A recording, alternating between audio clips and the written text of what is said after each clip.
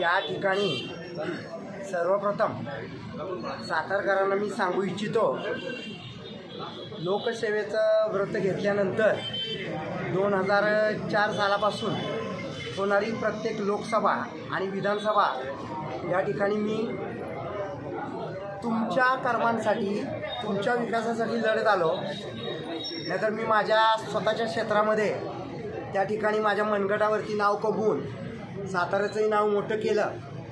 पण सातारा शहर नगरपालिकेचा हा पहिला अर्ज माझा असेल की मी नगराध्यक्षपदासाठी लढतो आहे.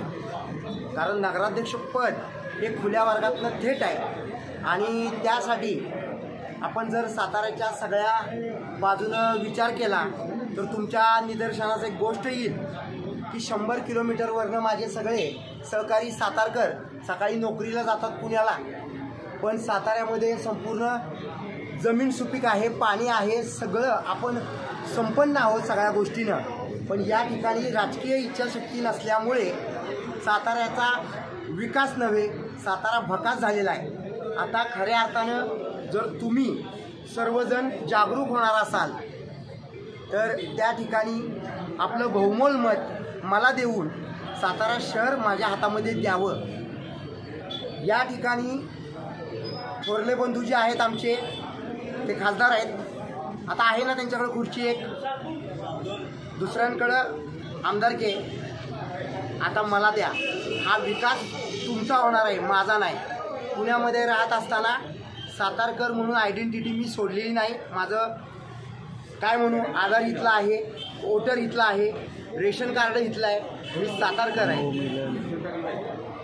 तुम्ही सगळे जे काही म्हणत होता मनोमिलन असेल, मनोमिलन नसेल, मला या गोष्टींची काही घेणं देणं नाही आहे. छत्रपती शिवाजी महाराजांचे वैचारिक वारस म्हणून घेत असताना त्या ठिकाणी छत्रपती शिवाजी महाराजांचे गुण हे आमच्यामध्ये आहेत की नाही हे जनतेने एकदा पाहावं. दुसरी गोष्ट, एक मोठा विषय सांगितला होता मी, संविधान निर्माते विश्वरत्न डॉक्टर बाबासाहेब आंबेडकर यांच्यामुळं देश चालतो, यांच्या संविधानानं देश चालतो. मी प्रचंड मोठा देवभक्त आहे, मी देवधर्म मानणारा आहे, धर्म मानणारा आहे. पण तरीही संविधानाशिवाय माझा देश चालत नाही. त्यामुळे ज्या शाळेमध्ये डॉक्टर बाबासाहेब आंबेडकर शिकले, प्रतापशी हायस्कूलमध्ये, ते राष्ट्रीय स्मारक करण्यासाठी मी या ठिकाणी शपथ घेतलेली होती परवा. पुन्हा एकदा ग्वाही देतो.